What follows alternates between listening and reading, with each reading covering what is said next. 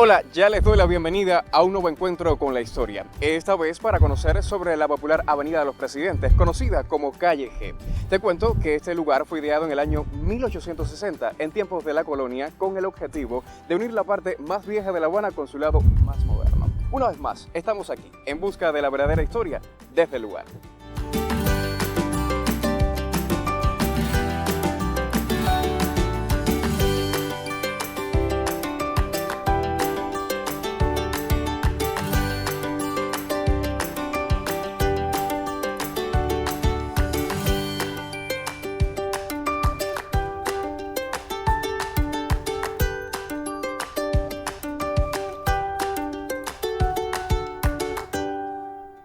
Y continúa en la explanada de Calle G y Malecón. Ya se encuentra con nosotros el profesor Rubén Hernández, quien ha accedido gustoso a nuestra invitación. Profe, bienvenido desde el lugar. Mucho gusto, para mí también es un mérito estar con ustedes y hacer este recorrido por la Avenida de los Presidentes. Le invito a hacer nuestro recorrido desde G y Malecón hasta las inmediaciones de Calle G y 27, ¿le parece? Sería ideal. Sería la forma de conocer la historia de cómo nació esta avenida. Por cierto, usted decía, ¿cómo nació esta avenida? Y esa era mi primera interrogante. ¿Cómo surge la idea de construir este lugar? Sí, en el tiempo de la colonia, recuerden que estamos hablando de 1860, había una idea inicial. Era necesario el casco histórico de la ciudad, la llamada Habana Vieja, era necesario unirla con las partes nuevas que nacían. Recuerden que es una etapa donde hay un gran florecimiento económico y esto posibilitaba lógicamente la extensión de la ciudad. Ante esta situación comienzan a aparecer varios núcleos poblacionales y esto necesitaba la comunicación. Entonces nace la idea en 1860 de unir la parte vieja de La Habana con esta parte nueva, o sea, la salida al Malecón. Por eso se crea esta avenida que se comunicaría directamente con Carlos III. Tengo entendido que desde G y Malecón hasta Carlos III existe aproximadamente 2 kilómetros de distancia. ¿Es así? Es así. Sí, esa distancia se buscaba sobre todo para que sirviera no solo desde el punto de vista de económico y de comunicación, sino además que sirviera como una avenida para el paseo, para que la alta sociedad tuviera un esparcimiento dentro de la ciudad. Profe, ¿por qué Avenida de los Presidentes si la letra que le corresponde a esta calle es la G? Sí, eso tiene su historia también. Cuando se ideó la construcción de esta avenida, se pensaba hacer una avenida donde incluyera a los grandes patriotas de las guerras por la independencia, que se suponía guerras por la independencia en Latinoamérica. Y entonces se pensó en hablar de presidentes, de figuras importantes. Y entonces incluso la primera estatua tiene que ver directamente con este presidente. Profe, observando la bandera que se encuentra en este lugar, le pregunto, ¿el asta de la misma siempre estuvo aquí? No, realmente no fue así. Aquí en esta explanada estaba un monumento que se le erigió a una gran figura de la historia de Cuba, conocido como el general de las tres guerras, Calixto García Íñiguez. Y en esta explanada se encontraba ese monumento y sobre todo una estatua que era simbólica en esta área. ¿Qué ocurría? Teniendo en cuenta la cercanía al Malecón, las inclemencias del tiempo y sobre todo el azote posible de ciclones a nuestro país, se deterioraba muy rápido la estatua hecha de metal, de bronce, y entonces se decidió retirar esa estatua de este lugar y en su lugar elegir toda la parte esta del asta de la bandera y el simbólico, como algo simbólico a una avenida que se le denominaría a partir de 1921 la Avenida de los Presidentes. Bueno, usted me estaba hablando de estatuas. ¿Cuál fue la primera que se colocó en esta avenida? Sí, la primera, como dije, en 1921 se erige la estatua dedicada al primer presidente de la República el 20 de mayo de 1902. Nos estamos refiriendo a la figura de Tomás Estrada Palma. Esa es nuestra primera figura y sobre todo a partir de ese año, 1921, es que a esta avenida se le comienza a denominar Avenida de los Presidentes. Profe, entonces le invito a que me acompañe en el recorrido, ¿puede ser? Sí, muy interesante y así conocemos las características del lugar y por qué se construyó esta avenida. Vamos allá entonces.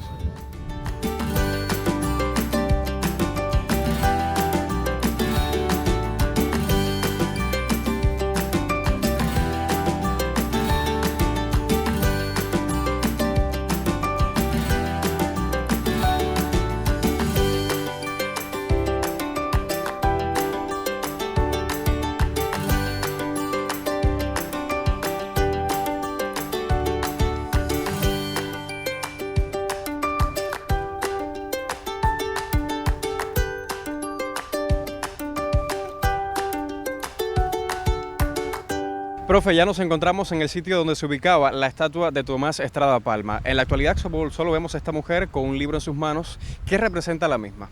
Sí, realmente es un símbolo de la primera construcción. Recuerda que habíamos dicho que en 1921 se erige este monumento y esta estatua donde estaba Tomás Estrada Palma. Tomás Estrada Palma fue el primer presidente electo en 1901, quiere decir fue nuestro primer presidente en el reinicio de la República Neocolonial.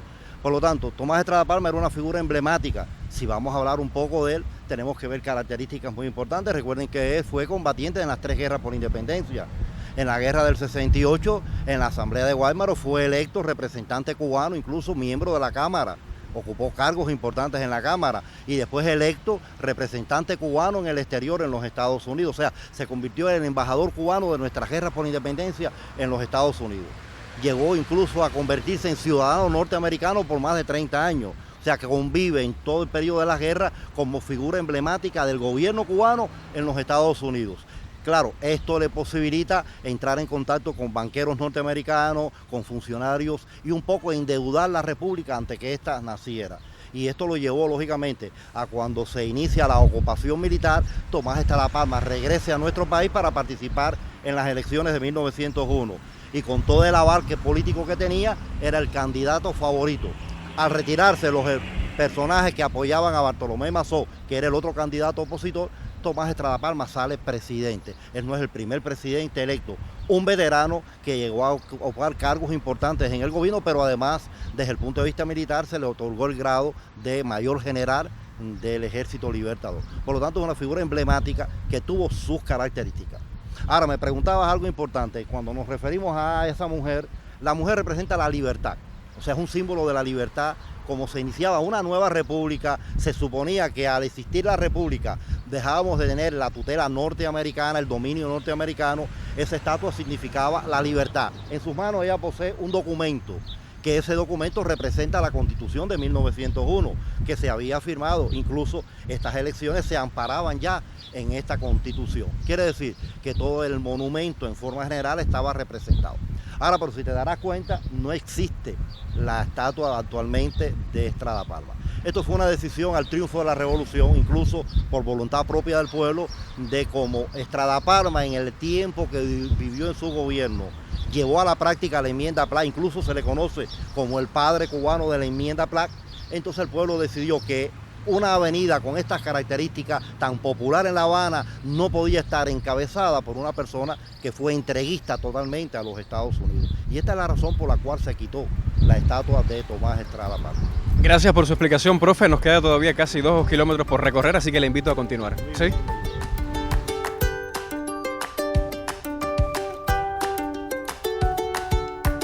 Y profe, caminando por toda la avenida llegamos hasta la estatua de Simón Bolívar. ¿Por qué erigir una estatua del Libertador de América en este lugar? Como tú mismo estás diciendo, estamos hablando del Libertador. Recuerden que Simón Bolívar es una de las figuras emblemáticas de nuestras guerras por la independencia en América Latina. Por algo lo llamamos el Libertador.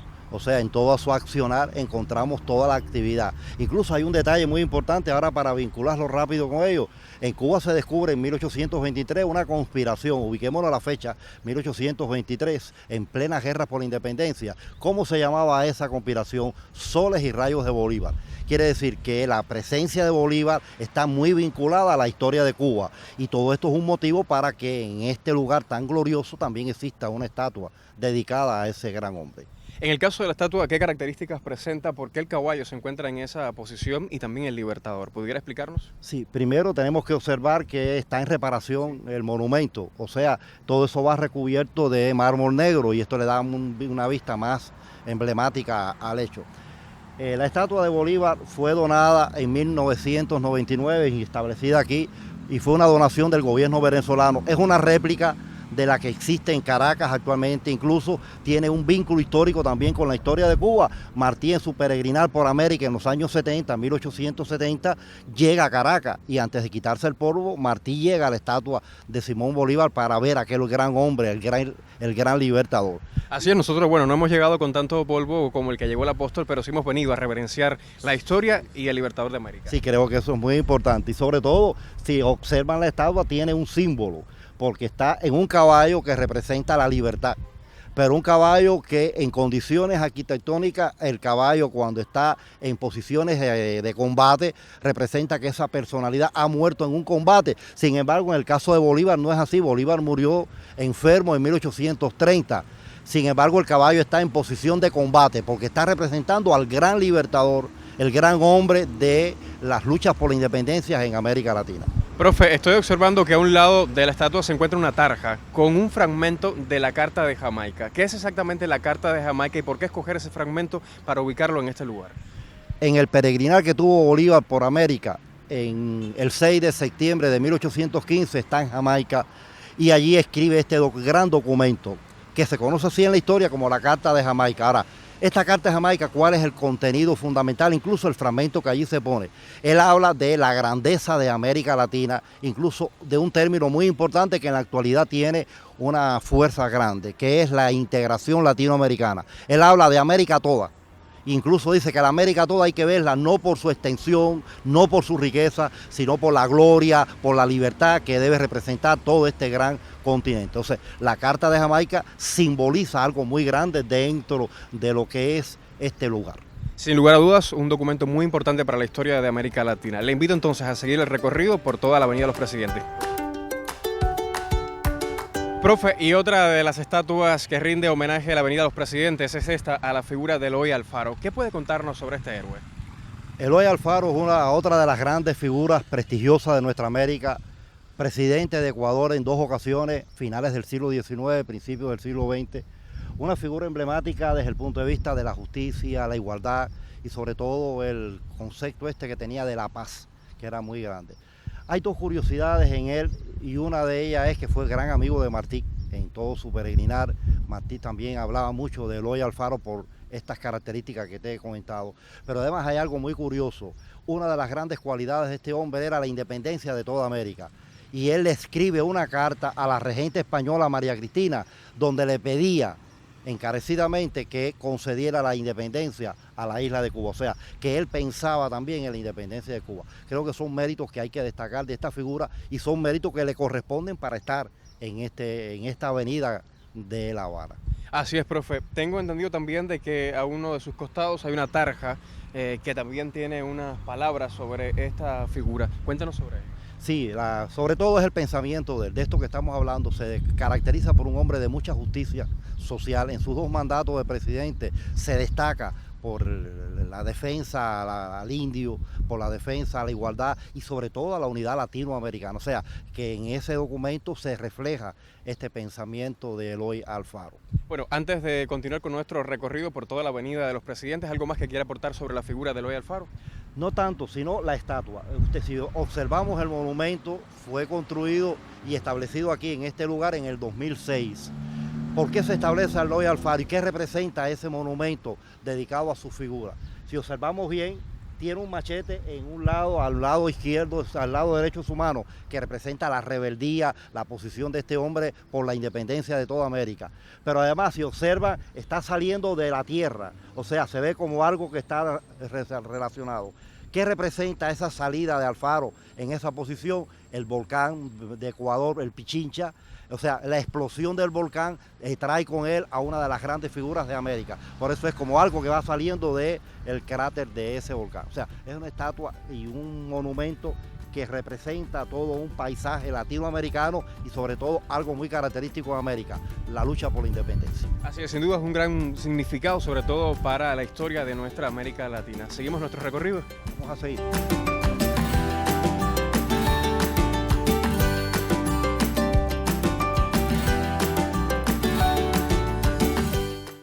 Profe, la señalética nos indica que estamos ante el monumento de Benito Juárez. Sé que fue un presidente mexicano, pero ¿qué puede contarnos sobre la figura de este emblemático héroe?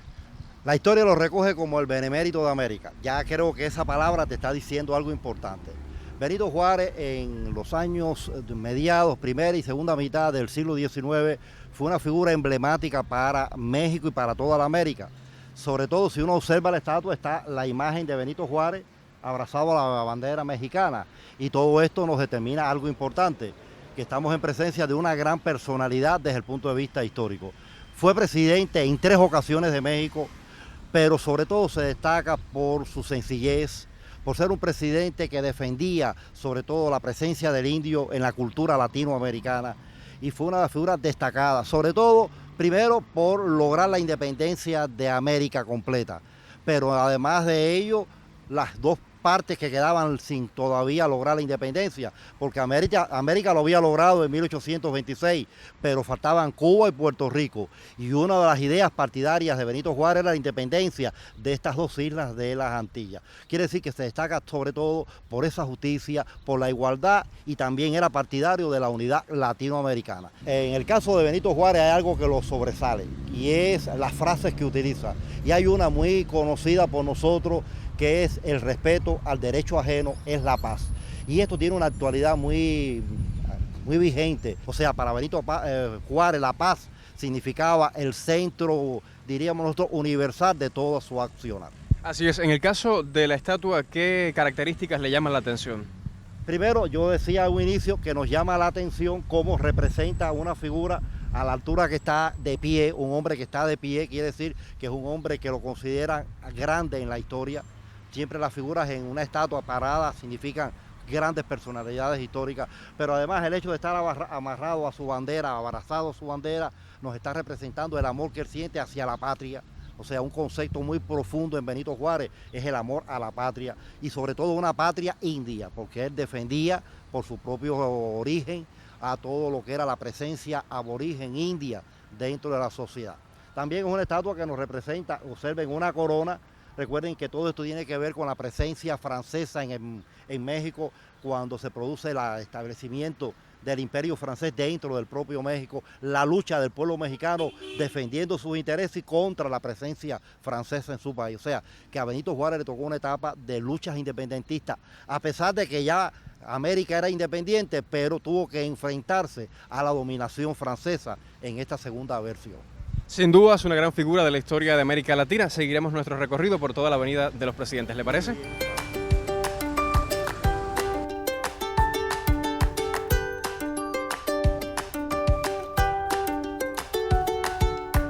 Y continuando en nuestro recorrido por toda la Avenida de los Presidentes, llegamos hasta la estatua que se erige en honor al general Omar Torrijos. Profe, son muchas las características de la figura de este héroe. Cuéntenos un poco sobre ellas. Sí, Omar Torrijos es general, presidente de Panamá, pero en él encontramos algo muy característico. Creo que hay dos cosas que sobresalen de su personalidad. Una de ellas es el amor que él sentía hacia la isla de Cuba. Incluso él nos visitó en 1976 y dejó una imagen muy agradable en la población cubana por lo que planteaba, por la forma en que se comunicó con el pueblo, su acercamiento a esto. Y otro de los grandes méritos yo creo que tenemos en este presidente es que es el que logra en 1977 firmar aquellos tratados con el gobierno norteamericano para la devolución del Canal de Panamá y la retirada de las fuerzas militares norteamericanas. Y si nos fijamos y observamos bien en ese monumento, ellos nos está representando ese gran momento histórico, porque observe que son dos partes que están compuestas en el monumento, sobre todo la forma de las manos, o sea, las manos las tiene unidas, lo que significa unidad, lo que logra el objetivo más importante del pueblo panameño, que es la unidad, y sobre todo las dos partes del hemisferio, el istmo, cómo él logra unir estas dos partes del istmo. Esto fue un monumento creado y establecido en esta localidad en el 2009 como algo simbólico a este gran presidente que tiene significado lógicamente a lo largo de la Avenida de los Presidentes porque es una figura emblemática en Latinoamérica. Así es, me llama la atención las características de la estatua, sobre todo la base, que como usted decía es diferente a otras que están en el paseo, pero algo que también sobresale es un fragmento de uno de sus discursos y que está en la parte baja de esta estatua. ¿Puede hablarme de ello? Es algo característico también. Hablábamos de la amistad que sentía Torrijos por la Revolución Cubana. Incluso él habla allí que una hora de aislamiento de Cuba significaba 60 minutos de vergüenza para la América. Quiere decir que para él era algo muy importante que Cuba fuera conocida en el mundo y sobre todo América tuviera una estrecha relación con la isla de Cuba porque él la consideraba como un símbolo en lo que era la libertad y la igualdad de los hombres. Así es, profe. Seguiremos entonces nuestro recorrido. Ya nos queda un poco menos, casi 2 kilómetros que hemos estado recorriendo en este programa. Vamos allá.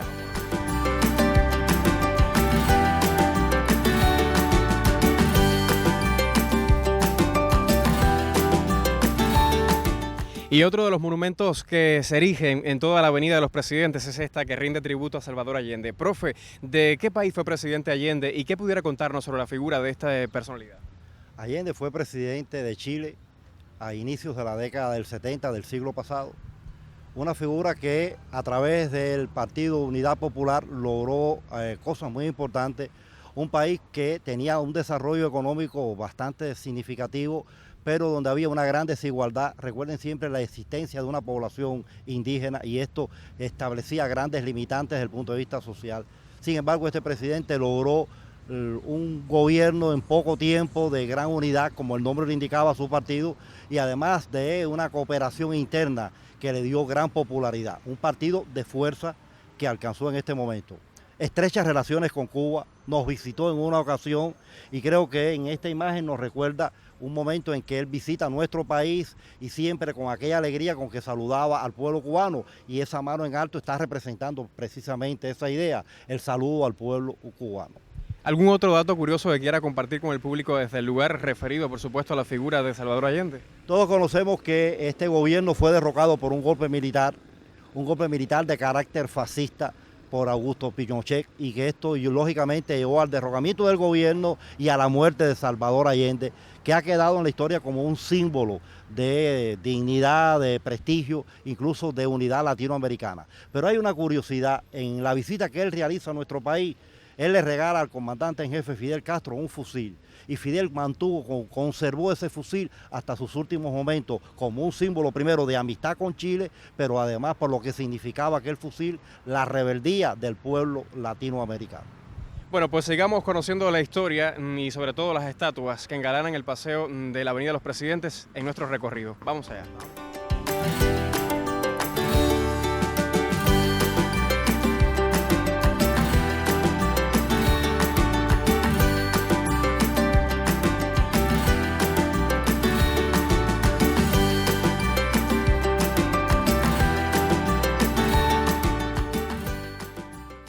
Profe, ya nos encontramos en el obelisco que rinde tributo al presidente José Miguel Gómez. ¿Qué puede contarnos sobre este lugar y también sobre la historia de este cubano?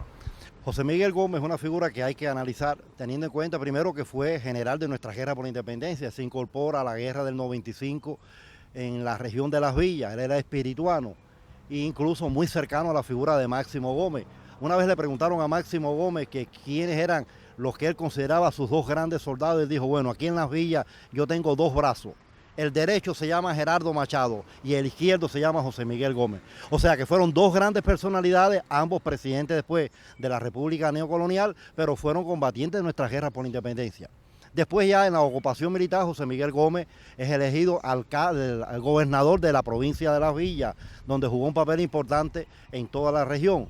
Y ya después, en 1909, es electo presidente de la República, es el segundo presidente de la República mediatizada.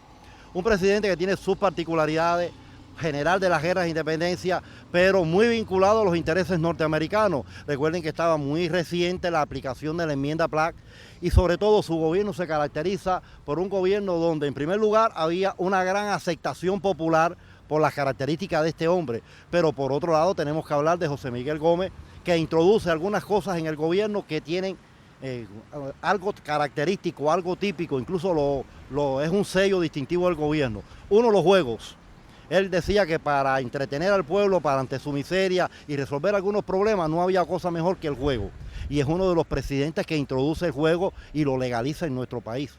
Pero además, ¿dónde más se destaca José Miguel Gómez? ¿Qué es lo que le quita el prestigio que él traía de la guerra de independencia? Los negocios turbios en que él se ve envuelto con compañías extranjeras, sobre todo norteamericanas. Que de estos negocios siempre el gobierno tenía su mejor ganancia. Cómo lo tildaba el pueblo, cómo lo llamaba el pueblo a partir de toda esta corrupción que manifestó a lo largo de su presidencia. El tiburón se baña, pero salpica. Quiere decir, como parte del Partido Liberal, era una figura que robaba, pero no solo robaba para su beneficio propio, sino que entre sus compinches, sus amigos, él repartía parte de ese dinero robado. O sea que es un presidente que tiene estas particularidades. Por eso cuando en 1936, específicamente el 18 de diciembre, queda inaugurado este monumento a José Miguel Gómez, coincide en una fecha histórica. ¿Quién gobernaba Cuba en aquel momento histórico? Estoy hablando 18 de diciembre de 1936, su hijo Miguel Mariano Gómez, que una de las particularidades que tuvo este gobierno y en el poco tiempo que duró fue precisamente la construcción de este gran monumento. Como ustedes observan, es un monumento que tiene todas sus particularidades. En lo alto está la figura de José Miguel Gómez, tiene 6 estatuas alrededor que representan las 6 provincias de aquel momento, pero además, si observamos el monumento, observamos algunas esculturas a lo largo que representan el tiempo, la paz, la libertad, la igualdad, o sea, símbolos propios de una república. Por lo tanto, es un obelisco que tiene todas estas particularidades, un gobierno que representó la parte más popular de la población cubana, pero sus vínculos a Estados Unidos hizo que no prendiera. Incluso para muchos historiadores, José Miguel Gómez es una figura que queda relegada a un segundo plano. Pero fue nuestro segundo presidente en la República mediatizada y por lo tanto es una figura que debemos recordar porque fue patriota de nuestra guerra por la independencia. Así es, profe. Llegamos ya al final de nuestro recorrido, justamente acá, frente a este obelisco. Le agradezco entonces por haber accedido a nuestra invitación, siempre para acercarnos a la verdadera historia de nuestra patria y, por supuesto, de la región. El gusto ha sido mío, realmente ha sido un recorrido bastante extenso, pero muy rico en hechos y sobre todo que uno gana la experiencia y conoce un poquito más de nuestra historia. Así es, siempre hay espacio para conocer sobre la historia de nuestro país y también del mundo.